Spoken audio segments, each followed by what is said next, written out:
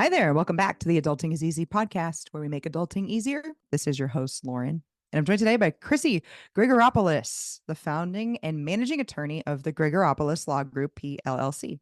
She is also the corporate real estate broker of Property Shark Realty, Inc., as well as the CEO of IME Sharks, Inc. Chrissy has vast experience in criminal defense, primarily handling high-profile criminal cases and large exposure, personal injury, and third-party workers' compensation matters. She also appears as trial counsel to other law firms, litigating their personal injury lawsuits in New York courts at arbitrations and mediations. Thanks for joining me, Chrissy. Thanks so much for having me, Lauren. Absolutely. And our goal for today is to make adulting easier for listeners by discussing a personal finance type topic, since managing money is a big part of adulting. So today, Chrissy, I think we're pretty much going to talk about hustling and success, but we will see where this conversation takes us. Let's do it. Okay. So you wrote a book. I Let's did. start there. Can you tell us a little bit about it? Of course. So the book is called Ladyshark: How to Become a Millionaire in Your 30s. And it released on June 11th. So it's been a little over a month now, month and a half. It's been an Amazon bestseller. It's hit a bunch of different lists, thankfully, and it's doing very well. And it pretty much gives you an insight on how to, create that fire, know that, the sky is not the limit, keep pushing. And that if you have that, lady sharkness about you, then, you can survive and do better than just surviving by getting yourself to financial freedom with a little knowledge. Why is becoming a millionaire in your 30s like a goal? Listen, I think that freedom is the main goal, but obviously you need to get to a certain way in order to have freedom. It's hard to not be tied to a 9 to 5 or a boss or a certain way of living when we have these chains called bills that keep coming every freaking month. So the goal is really to try to work your butt off while you're young so you can have some more freedom when you get a little bit older, when you do have a family, when you have things, that are set up for you that will be more time consuming than, pre-kid state, at least in my case. I wanted children earlier. It didn't happen for me, but I was able to accomplish a lot of things that would be a little bit more difficult with kids. But it doesn't mean that just having kids will prevent you from becoming a millionaire when you're still young. Well, and you're a mother now, right? Yes, I have two and half growing right now. Oh, congrats. It's so Thank exciting. you. Thank you. Did Yes. I have two very, very two good. girls and we're waiting for a nice little boy. Oh, is it a boy? I was going to ask. I thought I saw in your book that you had two girls. Yes, two girls so far. Amazing. I'm one of three. I liked it. Oh, nice. Very Yeah. nice. Yeah. We're Are you the two middle girls and a child? boy. I'm the oldest, Oh, baby. nice. I'm the oldest too. Just me and And my I brother. It's only two of I us. totally have the personality of the oldest. And like my sister totally has the personality of the youngest, like to a T. So It usually works out that way. There's a reason why there's personality types, right? absolutely. So we talked about becoming a millionaire in your 30s. It's a good goal, but really freedom's the goal. But does that mean you're successful? Like, what does success mean? Are you automatically successful if you're a millionaire in your 30s? Oh no, not at all. If your expenses are like 5 million and you're a 1 millionaire, then you're a poor person. So I mean, realistically, it's how you set yourself up. My dad always said, regardless of what money you make, you have to really make sure that you're spending way less than you're making, so you're not putting a choke on yourself and you're not creating this stress that's unnecessary. Try to live underneath your means and make more money, and try to just put stuff aside, put money aside for either an investment or a rainy day, depending on what you see. I think with regard to my book, I provide really insight to knowing more about yourself. You have to think, spend some time with yourself and think, what does being rich mean to you? What does being free mean to you? What does stability mean to you? Everyone has a different definition. Everybody can have a blanket statement, rich is, endless money, but realistically, it's an adolescent definition if that's how you're thinking of it. You talk a little more about your dad and how he has shaped how you think, how you act, and he's very prevalent throughout your book, actually. Yes, definitely. So my dad's an immigrant. He came here, he jumped the boat instead of going to the army in Greece, and he was on a boat for like 40, 50 days and came to America and pretty much, worked his way up. He was a day laborer working for construction companies little by little. After being the key worker, he became a foreman and late, would do side jobs overnight. He got paid with a pickup truck, created his own little side hustle, side business, as I call my book, either side hustle or a baby business, in the beginning. and you build yourself up. So he definitely pushed us to do more and more, and always said, like, don't work so hard, don't try not to work with your hands, try to work with your mind, instead of being, going through slavery like he did, trying to make something of himself for his family. And how does confidence factor into all of this? So I think it's definitely a necessity. Even in the book, I really talk about faking it till you make it, although authentically. Because if you don't believe in yourself, even if you're like, I don't know if I can do this, well, don't tell anyone else that. Say, listen, you may not know what you're gonna do and or how, but just believe in yourself. Because if you don't believe in yourself, who's going to buy what you're selling? Figuratively and literally, depending on what industry that you're in. I also like this idea that you mentioned in your book about people avoiding success. And I have experienced this so many times. There's just even like a small thing where someone will be like, "Oh, I don't really like traveling. I don't really like going out to like nice meals." And I always wonder, like, do you really not? Are you trying to convince yourself you're not, Right, you right. know? Well, so many people are introverts. So I can't tell you who actually says, I love going to networking events at the end of my long work day instead of going Yeah. home and kicking off my shoes and relaxing. No one likes to really go to them. I mean, I enjoy going to them because of the opportunities, but you have to trick your mind into doing things you may not want to do. Introverts don't want to go out and speak to strangers. However, when you do that, you're opening up a whole can of opportunity, and you have to find your icebreaker, use it, and I'm sure the people around you are just as uncomfortable, and they'll thank you for that icebreaker. For me, I was always in industries that were male dominated, and the last thing I want to do is go into a room full of men and just start talking to them like I'm so comfortable. It's not really that comfortable, but for me, I'm like, hey, are you a lawyer? Are you a doctor? Something else? And whatever the answer is, that's it. Who cares? That's your icebreaker. Then you try to figure out how to speak with them and how maybe their life and what they do can help you and you can help them. And just make sure you're not talking all about yourself and what can they do for you. You have to still be able to provide some support to them, some free work of some sort, to have a memory in their brain so they can think of you in the future. Yeah. In your book, you talk about building a relationship with someone at a deli and ending up they become your client. And I thought that was just a great example. Yeah. You have these what could be very transactional interactions with this person, but instead you've made enough of an impact to have actual deeper conversations in a relationship with somebody so that you're the first one they think of when they need a PI lawyer. That's huge. Exactly. Yep. She was awesome. I always loved her.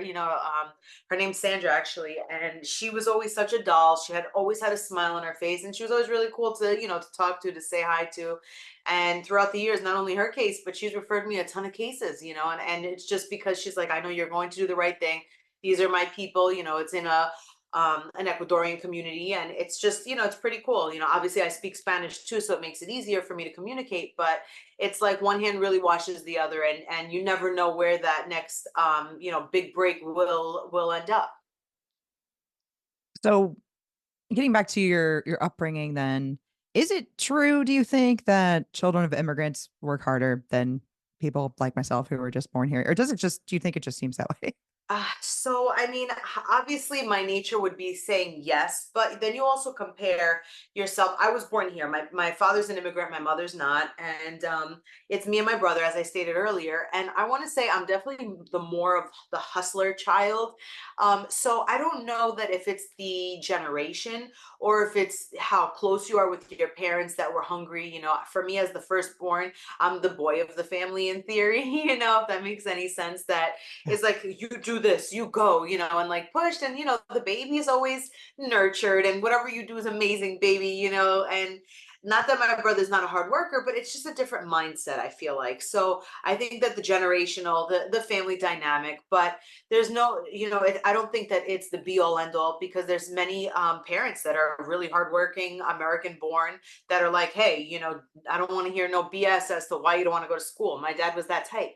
So if you're a military, parent, or someone with that has that parenting style, that's just like, listen, I have to push my kids because I see them as amazing, but they need some pushing, which, I feel like I'm more of that. I'm not an immigrant, and I think that although my daughter may be a little spoiled at 2.5, telling everyone what to do and having that boss mentality, I still think that, I definitely want to push her. And it's not a, oh, you don't have to work, babe. No, it's you're going to law school. I pray. You got to work. You have to do well in school. So I think it's all really about the parenting styles more than just the immigrant. But I do have to say that on one of my job interviews, one of the last places that I worked at, my boss told me he enjoyed having employees that were of immigrant descent, for the reason that you're asking me. Did he believe in it? Yes, and he's a multimillionaire. So I mean, there may be some correlation with the theories, but I don't believe in like it's a yes or no question. Obviously, a lawyer would say that, but And so it depends. Is that what you're saying? yes, exactly. The cliche answer, it depends. Yep. Are you modeling your parenting style at all after your father? Definitely. I think it's inevitable. And my mother, I think that as much as we talk so much smack about our parents and how they like, you didn't know what you were doing, and blah, blah, and then you're saying things, and all of a sudden you're like, oh my God, I'm my parent now with my kids. It's crazy. But you do your best. I mean, you learn after having kids that it's like, again, no one knows what they're doing. Everyone's faking it till they make it and praying for the best. And here we go. So do you think you're raising lady sharks? Oh yeah, for sure. I already one was born a lady shark. My 1-year-old is just starting to talk. She says that her ABC. She's 1 years old.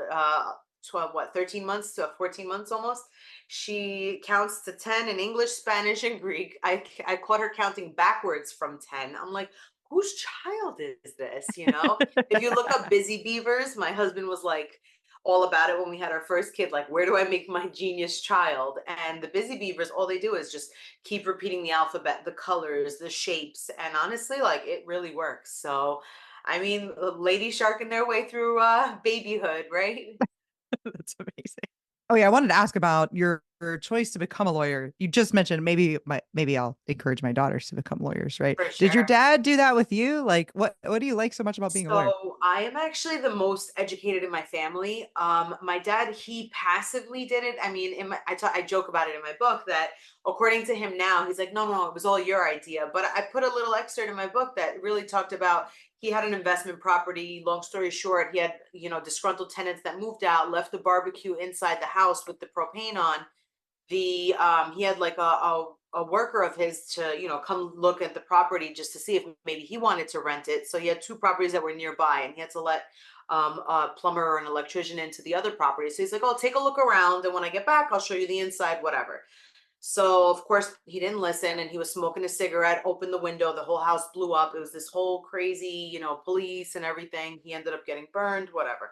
Not bad, like he's alive, all that, it was okay, but it was, definitely a big ruckus. My dad had to go through court proceedings in order to try to obtain the insurance policy for the house that was no longer existent.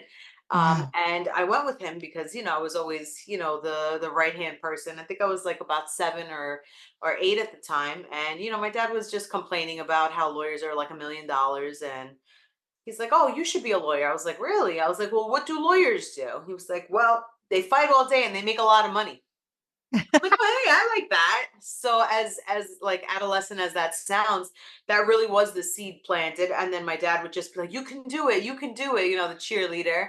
And he's like, don't worry, I'm behind you 100%. Just keep going, keep going. And it stuck with me. I ended up figuring out on my own, by speaking to a guidance counselor in my junior high middle school years, how to graduate early. I doubled up on classes, and that's how I finished high school when I was 16 and then college when I was 19. So I definitely knew that was the path.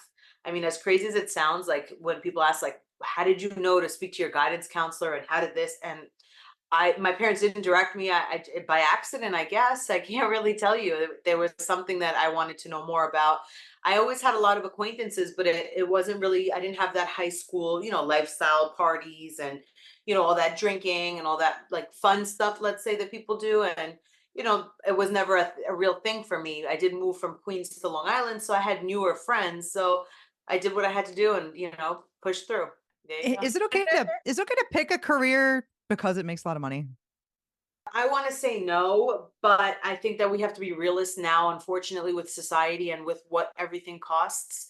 I personally, when I wanted to be a lawyer, I only liked criminal law. I loved it. I thought it was so interesting. It was the only class that I can literally do and get a good grade with my eyes closed. But when you get out of law school and you're only making 40 or 50,000 and you made that much before law school, then you're faced with some type of an issue, which is how am I paying my bills? How am I paying $200,000 plus worth of student loans with this type of salary? So for me, again, I accidentally fell into the type of work that I'm doing now, but on purpose, because I started with criminal defense, and when that really wasn't paying, I switched over to civil defense. And I'm like, hey, if I can keep people out of jail, I could try to save some insurance companies money by, trying to have them spend less by what their clients did, by accident, on purpose, who knows what, with, car accidents, Mm. trip and falls, different types of civil cases. And I happen to be pretty good at it. And I'm like, a litigator is a litigator. So if you fight about something, you just have to educate me on what am I fighting about? What are the laws? Which way do they go? And let me go. And here we are. So I think that you have to think about your lifestyle. You have to think about what your expenses are and what your expenses will be in 10 years from now. If you think that living in a, small house is good for you and that's good enough, then be whatever you want to be. I have so many friends that are teachers and they're struggling. They're just like, I work, yes, they enjoy their summers off, but for me, I'm like, all right, well, maybe that's summertime off. You can have a whole other business that, thrives in the summer. Then, but it depends on, do you want to quote unquote hustle and have multiple flows of income? Or are you okay with, just your one standard income and having 3 months off vacationing, every single year? And either one is okay as long as it's good with you. Absolutely. So even as a lawyer, you side hustle with some real estate, right? Yeah, for sure. For sure. Why did you choose real estate? Because your So dad? my dad pretty much like led that, that seed as well. He always wanted me to do real estate law because he was always into either buying properties, fixing and flipping, renting things. So it was always, right up his alley to be like, hey, do this. I could show you how to do it. I got this. Even when I was in law school, my dad has literally a sixth grade education and has a heavy Greek accent. And I'm asking him, what are easements? What are covenants? And he was like, oh, an easement's like an alleyway. I was like, oh, that's what they were talking about with all these big words. So, I think that with regard to real estate and fixing and flipping houses and holding them and having a portfolio, for me, it's as easy as like it's nice picking out tiles. It's nice making a 2 bedroom into a 3 bedroom and flipping it. It's nice having seeing the change and the short-term gratification of a fix and flip. Maybe not always short-term depending on how much work the property needs. Supposedly. Right. But it's an easy way to I don't know if easy is the right word, but you can, pool your money with other people, try to work together to fix something and sell it. 100 grand extra a year just, with a project like that. It's not the end of the world if you use your weekend time, productively. There's no reason why you can't thrive from that. So from just doing it on the side, then becoming a broker and having agents that work for me, it's definitely nice to have that added income and added fun. I think it's fun to find new deals and see what you can do with a property. Absolutely. I love it too. So you do mostly fix and flips. You don't own anything long term or have tenants? I do, and tenants are not fun usually to deal with. Mm. It's stereotypically is usually accurate, but you have some good people along the way. So it really depends on what you're picking something up for versus what the issues are with the current tenants. If it's something that's all vacant, what you're dealing with, and if you really want to hold something long term or not. If you can keep the money in one place, or if you want to just flip it and then move on to the next project. So teachers, maybe you're like, hey, maybe side hustle. You do some side hustling. Your side hustle in school was school, it sounds like, because Yeah. you were just doing so much extra school. What do Yeah. you think about like balance? Is there anything to that idea? I think that throughout my life, a lot of people were like, "Oh, you work too hard. Oh, you're gonna burn out." Oh, there's always going to be certain people that have this idea of what you should and shouldn't do. For me, I did have friends. I was able to travel on the weekends even when I started my own business. So not that often, but I think that there's balance, but you have to really pay attention to yourself and know if you're at your breaking point. For me, when I would be like, "All right, this is so much. Let me just take a Friday off and just do like a Friday to Sunday and like just breathe for a minute," because I was, working from 8 o'clock in the morning until like 2, 3 in the morning. And sometimes you really need to step away and have that break, but you got to pay attention to yourself. Everyone may project what they think, you should be doing with your time. And, you don't, why would you graduate early? Why don't you enjoy your friends? Why wouldn't you, go away to school or like live the college life? And everybody has an idea of what they would like to do. Me and my husband had different lives before meeting. He liked to, go out. He traveled the world. He lived in other states just because. But there's different. He's in finance, so he didn't have to create his own business and things of that nature. So everyone has their own calling and their own, I guess, route of where they want to be or what steps they want to take to get to life. I just think I planned a little bit differently, but you can't plan everything 100%, even if you think you can. How do you check in with yourself to know when you need a break?